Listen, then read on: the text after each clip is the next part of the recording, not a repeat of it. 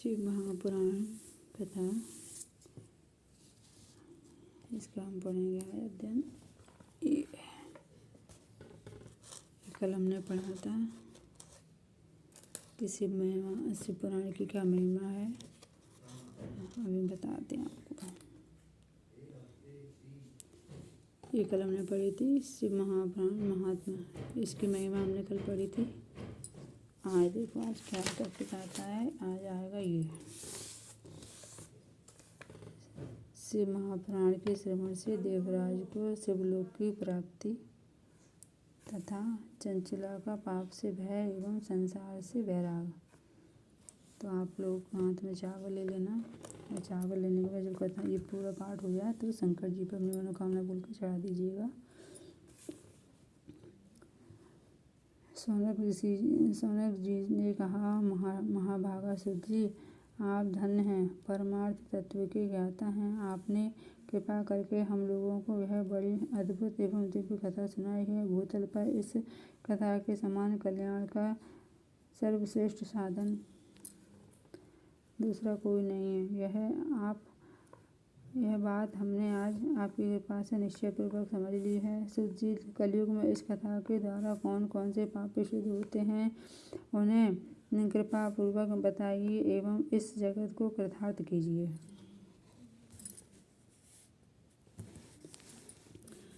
तब सुत जी बोले, मुनि, जो मनुष्य पापी, दुराचारी, खल तथा काम क्रोध आदि में निरंतर डूबे रहने वाले हैं, वे भी इस पुराण के श्रवण पठन से अवश्य शुद्ध हो जाते हैं। इस विषय में जानकर मुनि इस प्राचीन इतिहास का उदाहरण दिया करते हैं, जिसके श्रवण मात्र से पापों का पूर्णतया नाश हो जाता है।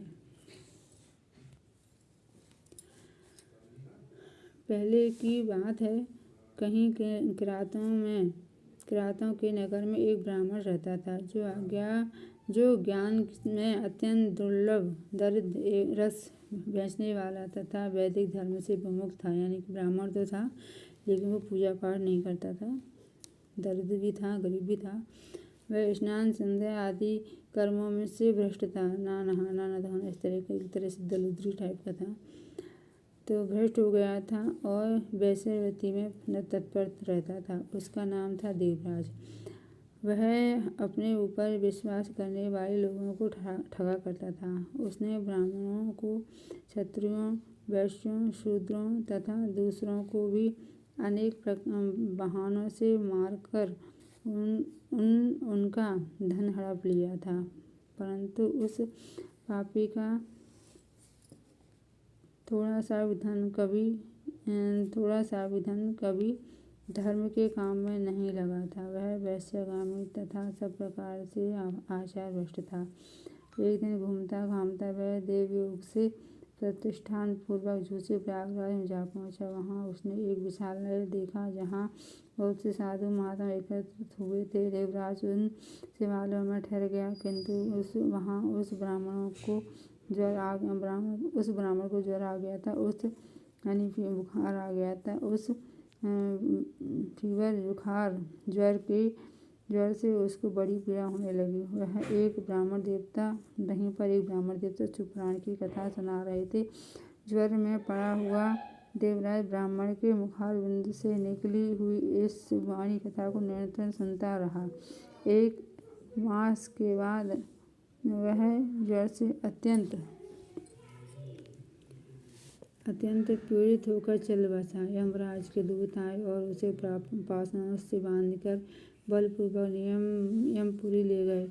इतने में ही शिवलोक से भगवान शिव के पार्षद गण आ गए। उनके गौर अंग कर्पूर के समान उज्ज्वल थे, हाथ त्रिशूल से सुशोभित हो रहे थे। उनके संपूर्ण अंग में भस्म अवधासित थे और रुद्राक्ष की मालाएं उनके शरीर की शोभा बढ़ा रही थीं। वे सब के सब क्रोधपूर्वक यमपुरी में गए और यमराज के दूतों को मार पीट कर बारंबार धमकाकर उन्होंने देवराज को उनके चंगुल से छुड़ा लिया और अत्यंत अद्भुत विमान पर बिठाकर जब वे विश्वदूत कैलाश जाने को उद्यत हुए, उस समय यमपुरी में बड़ा भारी कोलाहल मच गया। उस कोलाहल को सुनकर धर्मराज अपने भवन से बाहर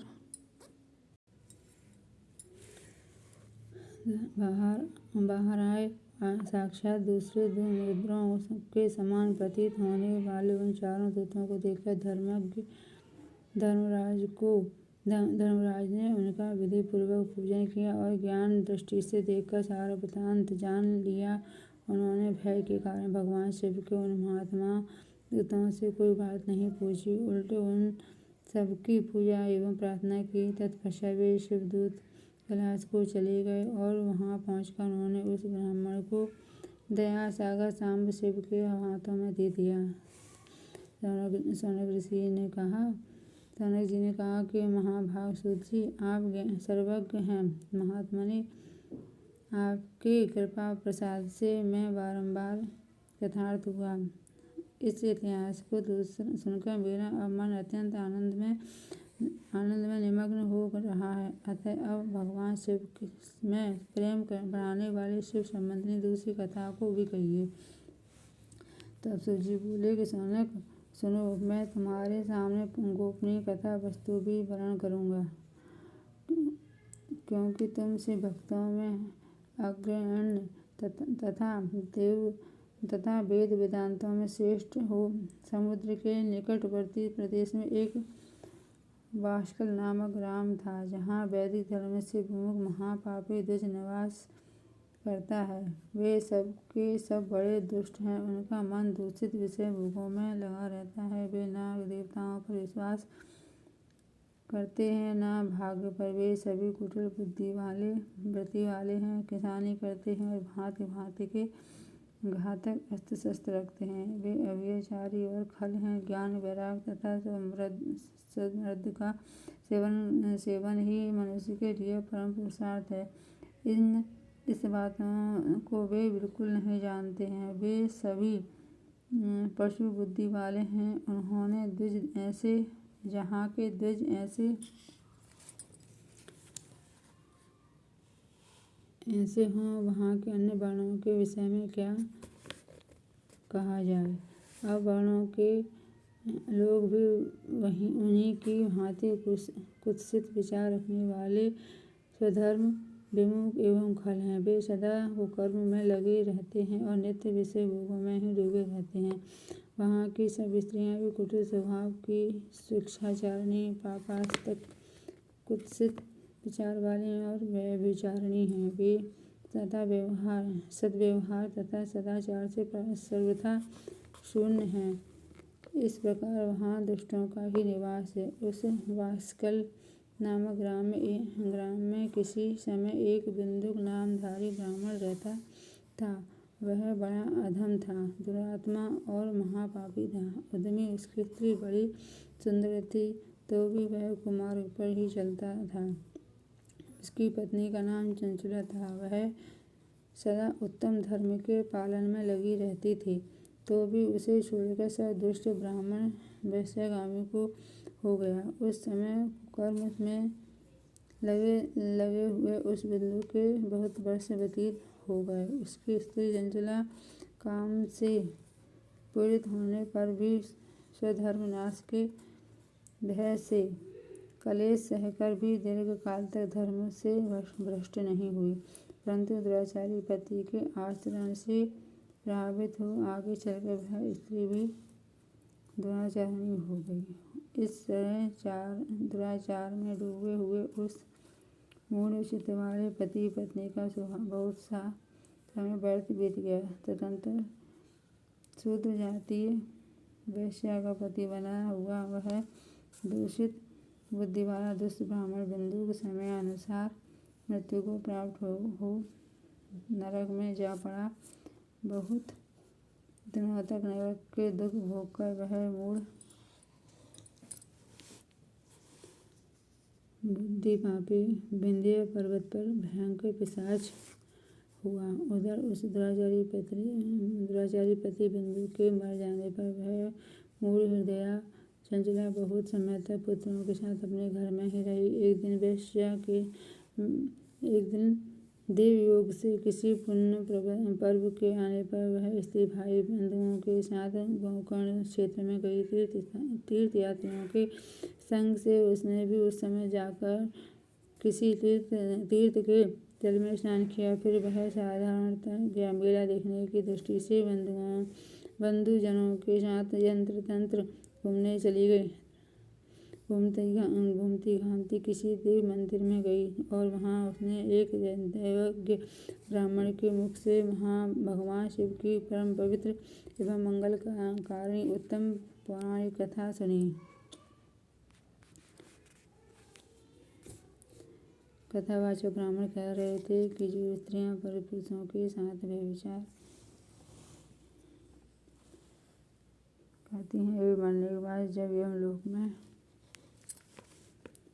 जाती हैं तब यमराज के दूत उनकी योनि में दबे हुए लोहे का परिघ डालते हैं। पौराणिक ब्राह्मणों के मुख से यह वैराग्य बढ़ाने वाली कथा सुनकर चंचला भय से व्याकुल हो वहां कांपने लगी। जब कथा समाप्त हुई और सुनने वाले सब लोग वहां से बाहर चले गए तब वह भयभीत नारी एकांत में शिव पुराण की कथा वाँचने वाले उस ब्राह्मण देवता से बोली। चंचला ने कहा,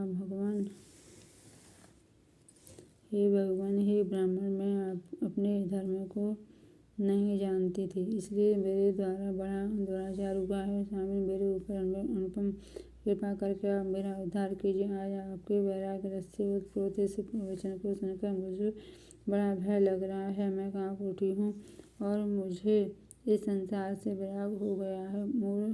मुझ मूढ़ चित्त वाली पापिनी को धिक्कार है। मैं सर्वथा निंदा के योग हूँ, कुत्सित विषयों में फंसी हुई हूँ और अपने धर्म से विमुख हो गई हूँ। हाय, न जाने किस घोर कष्टदायक दुर्गति में मुझे पड़ना पड़ेगा और वहाँ कौन बुद्धिमान पुरुष कुमार्ग में मन लगाने वाली मुझ पापिनी का साथ देगा। मृत्यु काल में उन भयंकर यमदूतों को मैं कैसे देखूंगी। जब वे बलपूर्वक मेरे गले में फंदे डालकर मुझे बांधेंगे तब मैं कैसे धीरज धारण कर सकूंगी। नरक में जब मेरे शरीर के टुकड़े टुकड़े किए जाएंगे उस समय विशेष दुख देने वाली उस महायातना को मैं वहाँ कैसे सहूंगी। हाय, मैं मारी गई, मैं जल गई, मेरा हृदय विदीर्ण हो गया है और मैं सब प्रकार से नष्ट हो गई, क्योंकि मैं हर तरह से पापों में डूबी रही हूँ। ब्राह्मण, आप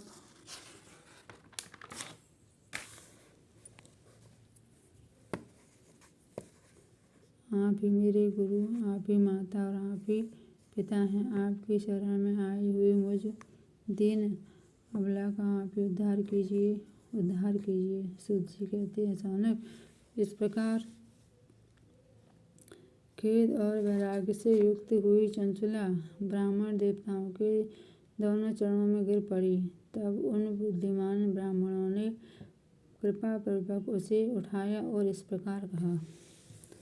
तो ये हो गया आज का वीडियो। जो आपने चावल लिए हैं वो भगवान शिव जी पे चढ़ा देना। कल है ये चंचला की प्रार्थना से ब्राह्मण का उसे पूरा शिव पुराण सुनाना और समय अनुसार शरीर छोड़कर शिवलोक में जा चंचला का पार्वती जी की सखी एवं सुखी होना। तो ये हम पढ़ेंगे कल के वीडियो में। सब्सक्राइब जरूर कीजिएगा, नहीं तो वीडियो आप तक नहीं पहुँचेगी। लाइक और शेयर करिएगा। जो चावल चढ़ाए, अक्षत लिए हैं आपने भगवान शिव पर, अपनी मनोकामना बोल के चढ़ा देना। तो हम फिर मिलेंगे अगले वीडियो में। सब्सक्राइब करना, नहीं तो वीडियो आपको बिल्कुल नहीं मिलेगी। फिर मिलेंगे अगली वीडियो में। हर हर महादेव, श्री शिवाय नमस्तुभ्यम।